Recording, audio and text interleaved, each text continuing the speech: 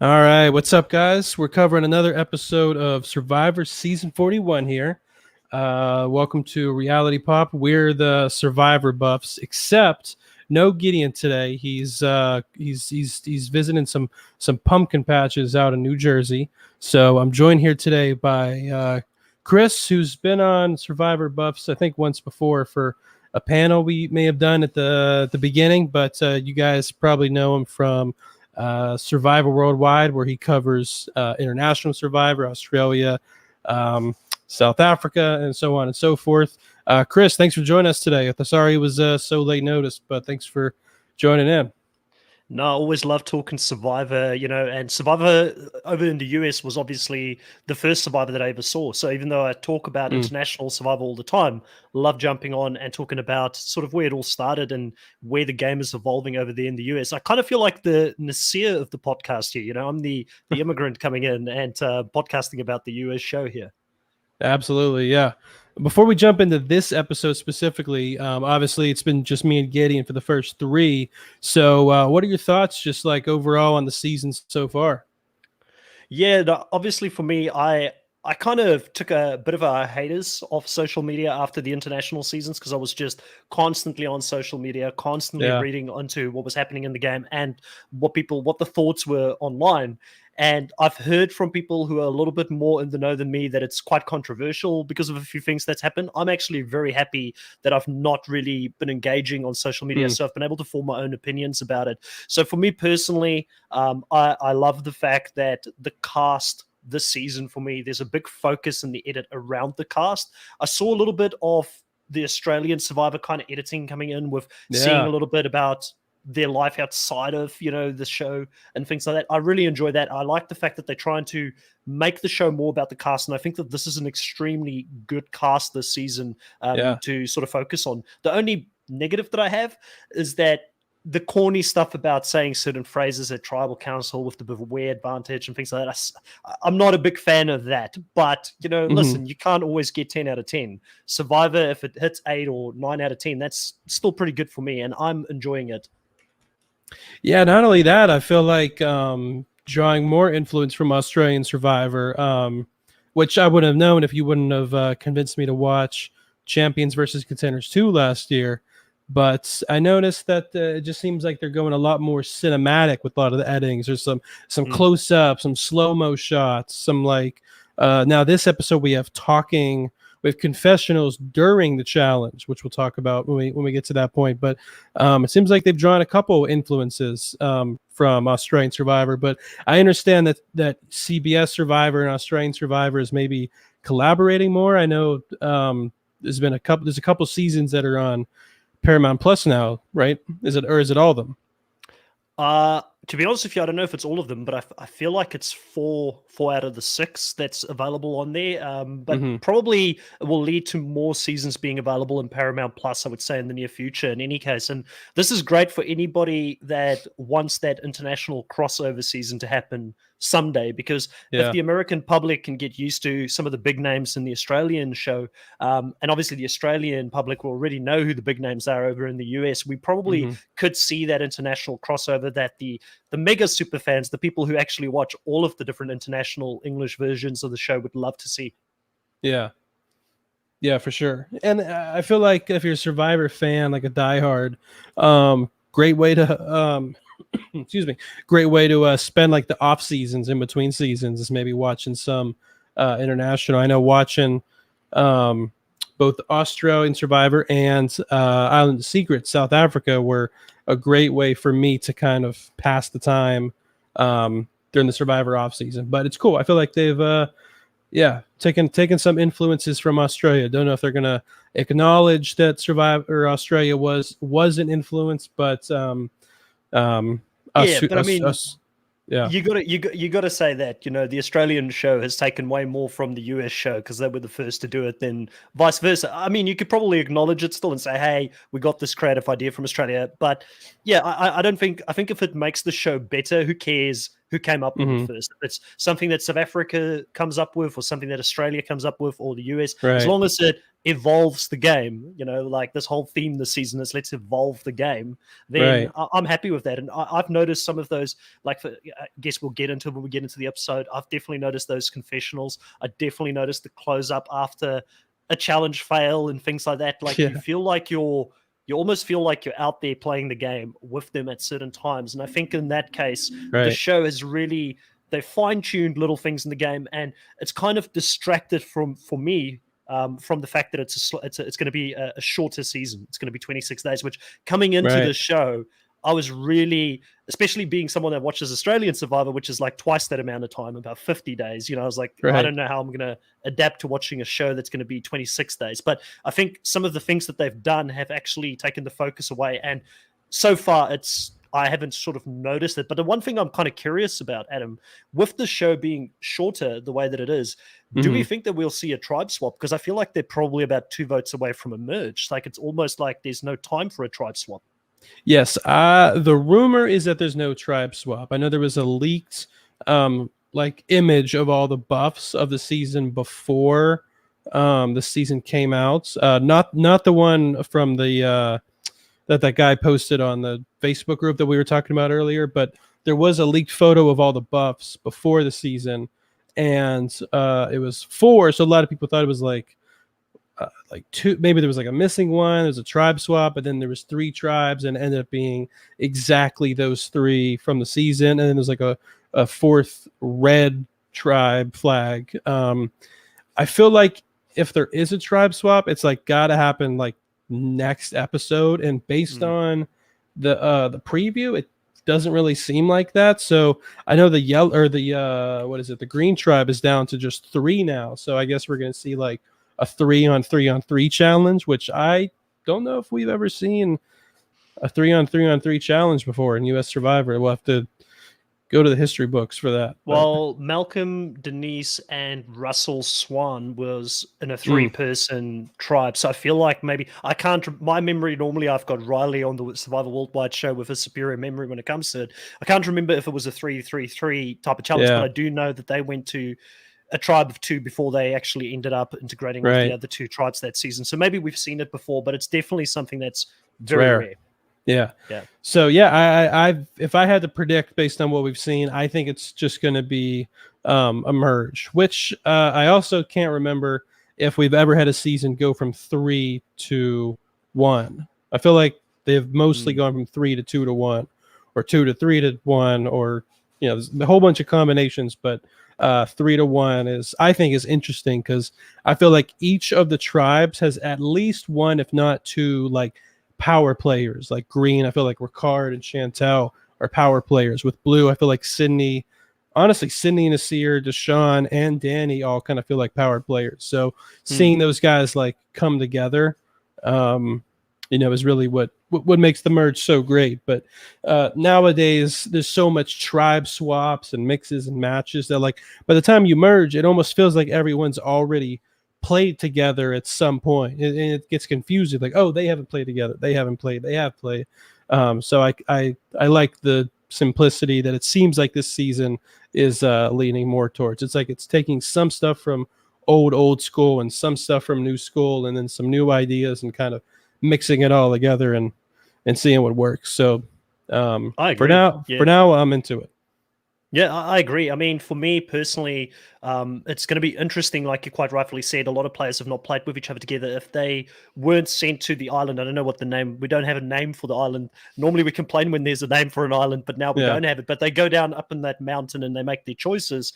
There's a few players that have interacted with each other so far, and those are the only ones that have really been able to make those cross alliance bonds, which for me was one of the things I really enjoyed in Token Chains when you had the alliance that was created out on Exile Island there, because it was something that was a secret.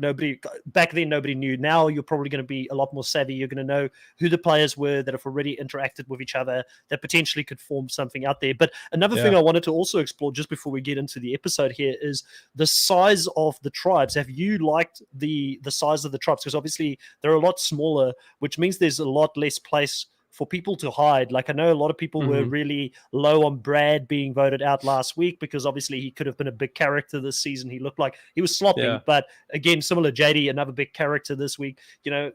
there's not that many places you can hide on these tribes. I normally don't like the small tribes. I normally like the bigger tribes, but I kind of feel like without there being a swap, it's working out really well because there's no really, I don't feel like we've had a dead episode yet where no action has happened because of it, basically. Yeah. Yeah, no, I agree. My personal preference for like my ideal season is I've always liked 2 tribes of like 9 people, 8 or 9 people, and then, like leaning more towards old school. And then once you get down to like 10 people remaining, whether that's 9 and 1 or 5 and 5, whatever it is, once you get down to 10, merging at that halfway point, or 9 if you started with 18 people, or 8 if you started with 16. So that's just my personal preference. I feel like the better seasons have come from that format, so that's why I lean towards them. But no, I feel like because the tribes have low numbers of people, it's given us the opportunity to explore. I don't want to say everyone. I feel like there's still like maybe 2 or 3 people, like even Jeannie, I feel like is someone who we really haven't explored too much. Erica, and then Tiffany had the moment with, or not Tiffany, Heather had the moments this episode with the challenge stuff, which we'll get into. But other than that, she's almost been non-existent for this season. But and I feel like it's so far Survivor's been able to give people who get voted out early a good edit. Like we get to JD obviously for this episode. Brad may have had the most screen time during his exits. So yeah, I definitely feel like we knew the players that have been voted out so far. I think there may have been one person that I can't remember now from Sarah. I think it was Sarah. I didn't know her very well, but I feel like the rest of them I pretty much had a bit of an idea. But I mean, it's not to the fault of the show. She went so early. It's how much can you really do prior to that? But I've enjoyed it. I think it's been interesting. Obviously, most of the blue tribe we haven't really gotten to know that well yet because they keep winning every single time, even if they're trying to fail. Right. Yeah. I'm not sure if you got a chance to watch me and Gideon's recaps prior to this episode, but the person we've been the most high about so far has been Chantel. We do a Player of the Week award, and so far me and Gideon have agreed on the Player of the Week every week. I can't remember who it was. It might have been. I actually can't remember who it was week 1, but I know week episodes 2 and 3 we gave it to Chantel, both of those, and we'll get to it at the end, but it might be her for 3 episodes in a row for me. But at the beginning of this episode, she does make a somewhat questionable move where she reveals Brad's secrets to Jeannie, which I feel like, in my opinion, that was a good move, revealing it to Jeannie, because I think it takes some of the heat off of her and lets Jeannie understand why Brad was sent home. But the fact that she did it right in front of JD is like, just like JD says, well, how come, when I kept a secret, it was such a big deal. You lost your trust in me. But whenever you kept a secret from all of us, it's like not a big deal. So I feel like that might have been Chantel's one not so great move, and it ended up not really hurting her that much in the long run. In confessionals, they ask questions. It's not just like Survivors ranting. So I feel like they maybe asked JD, like, how do you feel about the fact that Chantel said this? And he might have just fed off the question. But an interesting start. But how have you been on Chantel so far? What did you think of that moment? Yeah, so I won't give anything away in regards to who my player or who my pick to win it is after this episode until we get to it, until the end of the podcast. Okay. But up until this point, I've been, and I may or may still be very high on Chantel. We'll see when we get there. But I've been very high on Chantel. From episode 1, I was like, she looks like she's going to be the winner. I love the playful villains, and she, to me, comes across as a playful villain, as like someone that knows she's being mischievous. She's got her own theme song in her head that she does when she does something mischievous. I really enjoy that, but also she seems strategically and socially very aware. I do want to touch on her talking about the fact that Brad sort of trusted her more than Jeannie, I think it's the right move, like you said. One of the things I've sort of noticed from a lot of these old school players after playing season 40, when they came back and did podcasts, they spoke about the fact that it's a lot harder now not to have conversations openly in camp in front of everyone. It's game from day one. You talk a lot faster. You're talking game in front of everyone. And I feel like season 41 is just continuing to sort of go down that way, where if she was to move away with Jeannie from camp, she's leaving in a tribe of 4, a Ricard and a JD on their own, or maybe that's playing into her head. She'd rather just have that conversation in front of everyone, not move away so the conversations can be had behind her back. I think it's an interesting one. I don't want to completely defend her. I think that, like you said, sloppy, but it was just the sloppy from JD to attack her back in front of everyone there and to ask for the additional vote back in front of her as well, basically showing that he's not going to trust her. And I feel like Chantel and JD had such an interesting relationship because they had this big younger brother, big sister type of relationship. But that Chantel's had an eye on JD for a while here. And, I think him sort of questioning her in front of the others there probably didn't help him either. Right. Well, when we go into our first reward challenge of the season, wasn't sure if they were going to stick with just doing immunity / rewards, but our first actual reward, which is for sure. Sometimes in recent years they have been doing more rewards than they show on TV, but I think Jeff pretty clearly stated first reward in this episode, if I remember correctly. But Heather was sort of the star of the reward challenge as far as like it kind of being centered around her. I just don't get why Blue picked her. I feel like it was so clear that I know like if you sit out for this, you can't sit out for the immunity, but like, man, I feel like knowing her skill set, there's just no way she was going to be able to get past get past that thing. I don't know what's up with Blue, but they've been so dominant up until this point. Yeah, I kind of thought exactly the same thing. I mean, Heather, she's 53. She's not a very athletic 53. You get really athletic 53-year-olds. She's not one of those. Just doesn't have the right build to be able to step in between those ropes when she threw the ball up in the wooden gutter to catch it on the other side. By the way, talking about the camera angles that they had there, I think there was an episode afterwards where Jeff Probst showed exactly how they would put the GoPro cameras on there for the different angles to get those great shots. I think that they have done a lot of work on that to make us feel like we're there in the challenge with Heather as she's trying to run through that and then just fail once, twice, 3 times in a row. And I think that at that point, Blue probably thought we really want to continue to win our immunities. But if I was a Deshaun or I was a Danny or one of those guys, they're big guys. They've got a lot of muscle. They haven't been eating well. We know that they're not getting much food this Survivor season. I do think it is important to feed yourself. Obviously, it didn't work out so well for Ua at the end because they still struggled at the immunity challenge, even with a full belly. But I do think that you should prioritize food as well. So I don't know if it was the smartest decision, but it did make for an interesting TV moment. Very much felt like the Surrey trying to walk over the balance beam where everybody was sort of supporting her and, very happy with her effort at the end of that. And I think that that is admirable. It's nice that everybody in a game for $1 million can still find time to help someone up when they are sort of needing that emotional support out in a game that's basically each person for themselves, So I think it was a beautiful moment on screen. Was it a smart move from the Luvu tribe? I believe the Blue tribe. Not so smart in my opinion. Right. One thing I wanted to say while we were on the challenge part of this was, although I thank you for getting me into Australian Survivor, I think one thing I'm not happy about is after seeing how epic and cinematic and just, I don't want to say over the top, but like exciting the challenges are in Australian Survivor. When I compare them to challenges like these in the US, they're almost a little boring.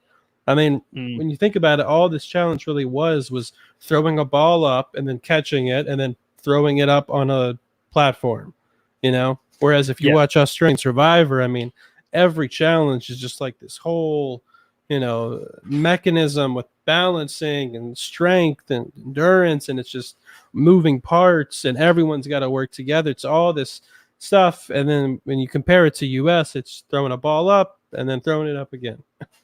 Yeah, but it also comes down to the cast that they select for the US. Like, I think one of the things we touched on earlier is that I really enjoy the cast, but there's a lot more everyday normal people. Like, I can identify with a lot of these people because they would be my friends in real life. They're not all supermodels or fitness gurus that are going out there to play this game. They're like everyday normal people. So I do hear what you're saying, but there's a good and a bad side to this, because for Australia, they do get a lot of people that are like Instagram models and fitness people. They're in super good shape so they can be able to do some of those challenges. So I think we need to find the balance somewhere in between what Australia is doing and what the US is doing. And it's going to be interesting now. I don't know if you've heard the rumors, but Sandra Diaz-Twine is rumored to be in the next season of Australian Survivor, and I think she's going to find it very hard because they're not going to make those challenges any easier for her. Yeah, I heard it was confirmed. Is it still just a rumor? I thought it was confirmed. I think it's all but confirmed, pretty much. Okay. It sounds like it's her and her daughter that went out there to play the game, from what I've heard. Gotcha. So if you could hang out with one cast member from this season, who would you hang out with for a day? Oh, the person that I absolutely loved, and I just think we would just have the best time, is JD. I really enjoy JD, so it hurt me to see him go today because, the guy likes his comic books. The guy's crazy about Survivor. He's one of us that went out there to play the game. Sadly, he was just too open and too kind about his feelings and his thoughts about the times. But to be honest with you, there's a lot of people I would enjoy hanging out with. Like I really enjoy Sean. Survivor South Africa had a pastor play in a season as well that you haven't watched, who ended up being a pretty good player, and because of that I kind of thought Sean might go down that same road, and it seems like she might be a very good player as well. So maybe pastors, we should look out for them when they actually play any Survivor show. So I think I'd get along really well with Sean. I think I'd get along really well with Deshaun and Danny, because I love sport. And I don't. How big was Danny? Who did he play for out there? Because obviously we hear a lot of him for the Cowboys. All right, yeah. So not a small team either. So yeah, I think there's a lot of players out there this season that I would really enjoy hanging out with. I'm not just saying this. I really love this cast. I think it's a great cast. Yeah. No, I agree. And I don't want to say Australian Survivor ruined Survivor challenges for me, but I think it's making me look at US challenges with a new lens, because some of them I'm enjoying less, but some of them, like the immunity challenge for this episode, I really enjoyed. And I feel like a big part of it was the editing.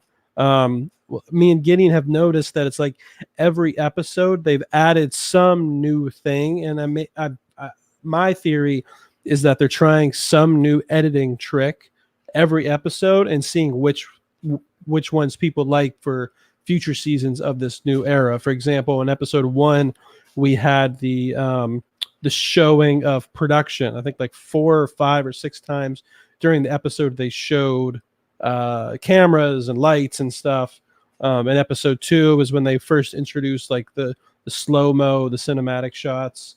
Don't think Jeff talked to the camera this episode, right? No, he didn't. And, I've seen some people sort of 50-50 on some of that. I personally love it. And I think that for Survivor Season 41, you can get away with showing the production and all that stuff because the illusion has been long broken in the US Survivor. You can't do that in Australian Survivor at Season 7 because you're still building that illusion. You're still building the legacy of the show. So I find it really cool to see the behind the scenes stuff. One of the things I hope that they do more in the future, and I've only seen it once and only with one advantage, is I'd love to see them go out there and hide the advantages. I want to know beforehand, because I feel like it will also maybe take away from the whole tinfoil hat conspiracy things out there where people are like, oh no, they just put it there for them or in front of them to get it and then keep themselves safe. And that's how they got the idols, And idols has been a completely different thing this season as well. Like normally idols are so powerful. I feel like it's not that powerful this season. No one's actually got a full idol.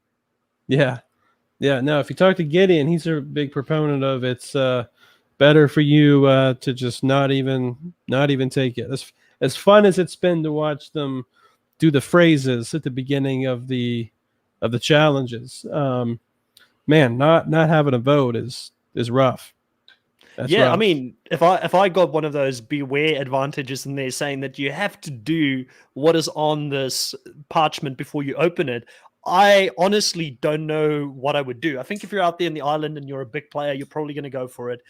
But I do think that I would be extremely 50-50, and I would hate to think what I would do. Like me sitting here at home, knowing everything that I know, immediately would have not done it. But then the fear is, what if someone else picks it up and they get a power in the game that can Right. vote you out of the game? So it's a difficult one. But anything that makes players have more choices when they're out there and just doesn't give them something for free, I'm for that. I like the fact that they have to fight for their food. They don't just get it given for free. I like the fact that they have to fight for their advantages. They're not just getting it for free this season. That to me is something that we should look at and say, yes, there's still a lot of wacky advantages. We see Xander and some of the other guys having to say a phrase in the challenge, which to me is a little bit corny, but at least it's not given to them for free, because that could have changed the game a lot. Like both, the guys who found those clues, they may still have been in a position of power if it was just a normal season, which now both of them, one has already gone home and the other person is really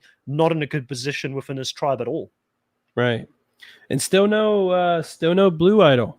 Only green and yellow so far. And now yellow's which one is void now? Green. Because Yeah. Brad So does this mean Xander loses his vote now forever because there's no one that can say the phrase? Like, or does I it don't get know. I don't like rehidden? the. Yeah, I'm hoping It's a it little gets rehidden confusing. because who is it? I think it's Jeannie who finds something in the next on. Yeah. She finds a beware. So maybe they've rehidden it. Yeah, possibly. But no, back to the challenge. I mean, I was just on the edge of my seat the whole time. I loved the confessionals during it. I feel like it might not work permanently, but something like this, I felt like worked so well. The back and forth, Danny, and it was more Deshaun. Like it was more Deshaun who was like actively trying to throw it with the knot tying, and that was cool because like if you hadn't done his confessional, I don't think we would have ever realized that he was doing the knot tying or the 100. the retying or whatever. And that's exactly what I like about it, because we know there's been other seasons in the past where players have told us that they're going to throw the challenge or they're going to try and throw the challenge, but it sometimes is very unclear as to what they're doing at what time. And, the funniest part of this by far, and I just have to touch on it before we forget, is Deshaun getting onto the beach, retying the knot, saying, I'm hoping no one actually notices that. And then he points to the yellow tribe saying, they still can't get anything right. I mean, Evie is swimming in the wrong direction instead of swimming to the beach. And I love Evie. I think she's someone that I think is going to go deep this season, but it was hilarious to see. And Jeff is not holding back either when he sees that. And I love his comments and his, like, you can fault Jeff on a lot of things, but you cannot fault him in his enthusiasm when it comes to people having to dig deep while they're out there in the challenges. Right. Yeah, I mean, five-star editing. I think just the back and forth between Danny and then Nasir coming in clutch, and then you thought JD was gonna win because he shoots it, and the music cuts out like it always does before the win, and he goes money, and then it goes off back to Nasir, cut to Deshaun's face. Oh no, is he gonna do it? This is just so perfect. I mean, that's those are the moments that make us keep coming back to watch the show again and again. But man, this green tribe has sort of become the new yellow. It seems like it's really just blue dominating, and I don't know what's happening with these other two tribes. I mean, me and Gideon, I feel like not just me and Gideon, I feel like a lot of people predicted blue was gonna have some challenge success. They have like a good mix of like physical but also like mentally strong players. Erica and Nasir being, good puzzle makers, and apparently good ring tossers as well. Nasir is just the do it all guy. He's been fun to watch. Let's talk about sort of what made them want to throw the challenge, because I thought that there was some really good strategy happening leading into the immunity challenge with Erica wanting to make a move here on Sydney. And I thought those two were really tight, but Erica is trying to make some big game moves here early on with Deshaun, saying that, hey, Deshaun, you look like you're someone that's playing the game at a next level, similar to myself.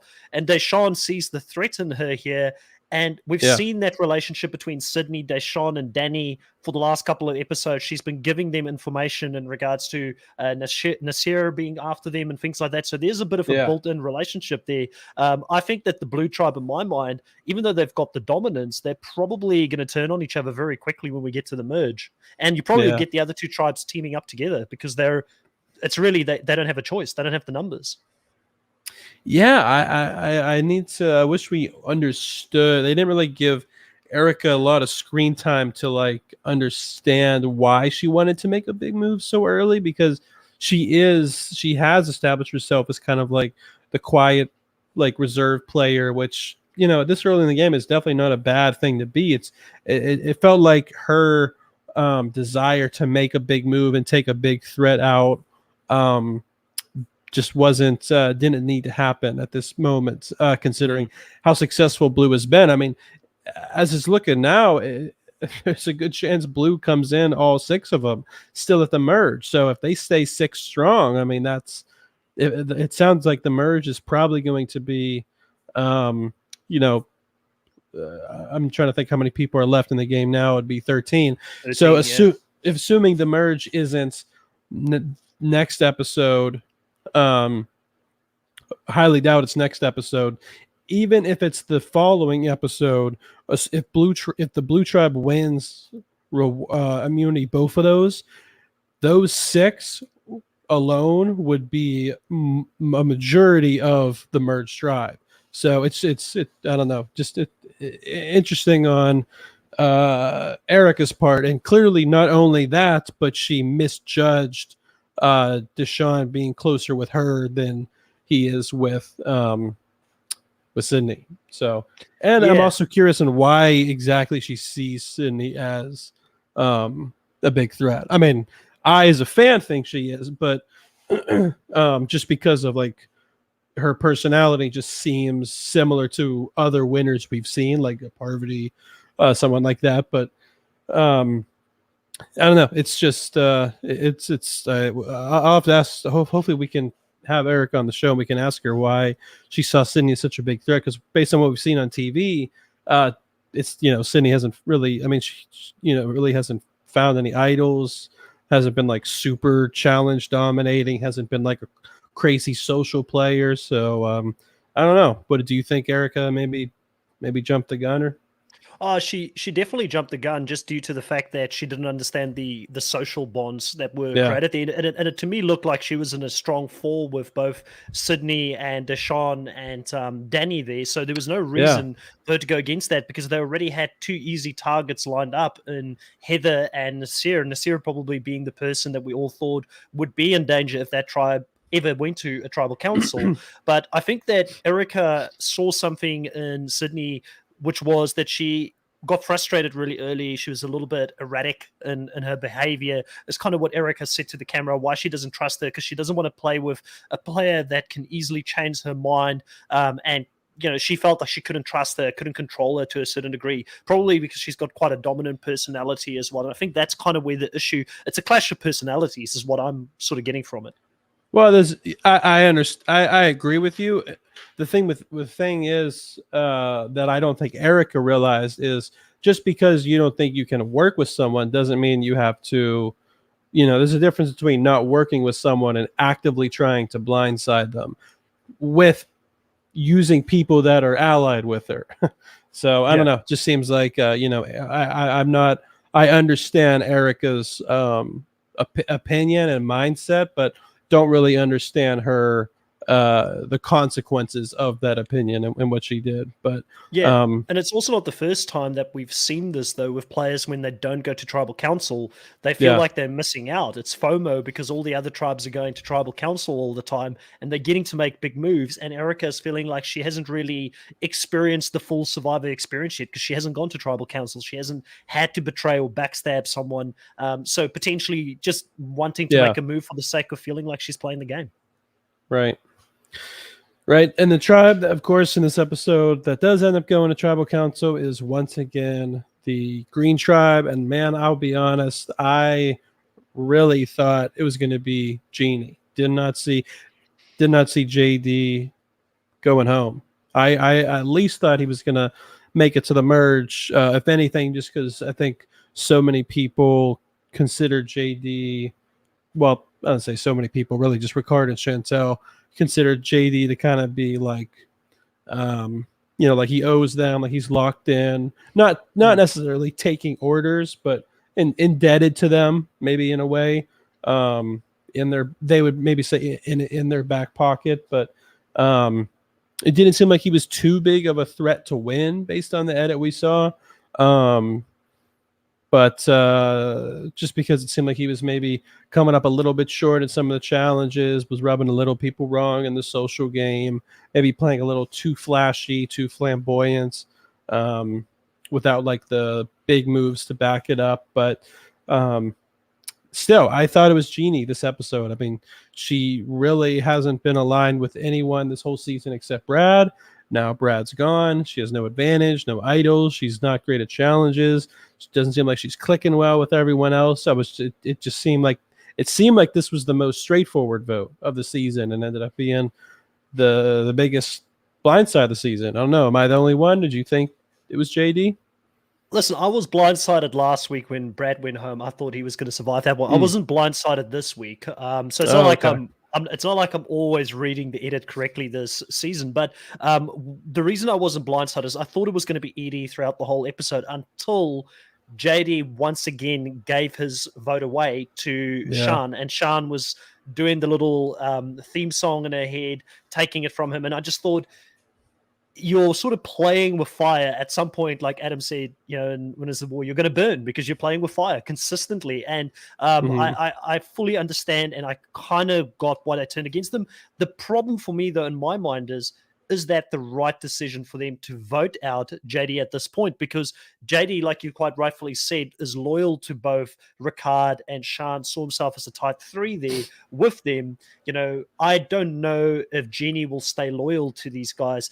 She did talk a good game at Tribal Council, saying that the thing that she's going to miss the most is going to be those guys. And we do know that because the tribe is so much smaller, they have to really bond and stay together. There's no food. They got to literally forage to survive. I think they bond a lot quicker probably even than in most seasons, but I don't know if strategically this was the best move. So I think we're getting into that stage of the game now, or the podcast, where I can sort of talk about this. Sean has been my winner pick for most of the season so far, but she's not after this week. I think she potentially made a mistake by voting JD out. Yeah, she's definitely, I think, getting either like an over top winners edit, like a Kim or like a Boston Rob, or she's getting what is a lot of names are been given to this edit. I'll call it like the Rick Devens edit, the one you think is going to win all season, or the George. I feel like the George edit could work now after the most recent Australian season. But she's, if I had to pick a winner pick based on what we've seen, it's hard not to pick Chantel. Just to kind of. Can I tell you who I think it is? I got a different person. Okay. I think it's Evie. I'm starting to think that she's gonna come from behind and win it, because we had the whole scene here about the Yellow Tribe consistently feeling like they were in the out. She did the whole narration about in the last couple of episodes, Yellow lost one person after the other, and they came back, and they had that scene with the little turtles that were making their way to the ocean, and how they feel like they're this little turtle that has to make their way to the ocean. I feel like that group there, if those four can stay together, I actually think Xander is super loyal to her. I forgot the other girl who's in that group as well, but she's super loyal. Liana, she's super loyal to Evie. Tiffany is the big wild card for me there. She's a little bit like a Nora, that type of personality within that alliance, but I do think she'll stay tight with those guys. I'm for the first time, I'm going to go left field here. I'm going to swim in the opposite direction like she did this episode. I'm going to say she's been right in our face the whole time. She's getting a big edit, and I'm starting to see a way for her forward, and I think Sean is probably, and Ricard will find a home with those guys when they go to the merge. But who's going to be in the power position? I feel like Sean has given away a very loyal number here, and if she wins it, it'll be an amazing come from behind win. In my opinion, kind of like a Tony Vlacho's win where he made some crazy moves early on in Cagayan and then still came back to win the season, where you thought, turning against people too early, but he still won it. It could be a Sean type of edit as well here, which would be great to see. But I think the one thing that we could probably both agree on, it looks like a woman will win this season by what we've seen so far in any case. Yeah, the only two guys that are really sticking out for me as potential winners are Danny and Ricard, who is my preseason winner pick. I do like Deshaun a lot, and I love Nasir, but it seems like Nasir is him and Eric are at the bottom of the Blue Tribe. So if Blue does, continue the winning streak, maybe Nasir has like second life in the merge. That's definitely possible. But as of now, it seems like he's maybe even more so at the bottom of the Blue Tribe. So I don't want to put him as a potential winner pick. So one thing me and Gideon have been doing every episode is picking like 3 most likely to win, 3 most likely, 3 least likely to win. If I could do mine, I would probably say unlikely is probably going to be the same as last week, just Erica, Heather, and Jeannie. Just seems like they're just not really getting a footing. Aren't really getting an edit thus far. That would lead Jeannie probably has the most edit time of the 3, and even then doesn't really have the most. If I had to pick 3 most likely to win, I'd probably stick with Chantel, Ricard, and probably maybe Danny. I don't know. I've been getting some winter vibe edits, winter edit vibes, winter edit vibes from Danny. But I do agree. I think Evie, I think has a really good shot and has been playing a great, definitely the MVP of the Yellow Tribe for sure. And they're starting to get numbers. That's what for me is the essential thing. And she's that person in that tribe that seems to be able to bond with different people. And let's not forget, she also had that episode where she was it with Deshaun that she had a little bit of a thing when they were on the island. So she already started working across. I just feel like she's working the most when it comes to the social connections at the moment. And I feel like she's got the most social capital in different places. She's also got all the information. She knows about who's got what idols, what phrases need to be said. I just feel like we've seen a lot of her. And for me personally, I wouldn't be angry at a win for her this season. Into the season, I didn't look at Evie as the person that I was going to be able to identify with the most playing the season. I know there was some controversial stuff about her saying she could never play with men, or some people looked at that, but that's why I don't look at the preseason stuff. I like to just get to know the players when they're out there.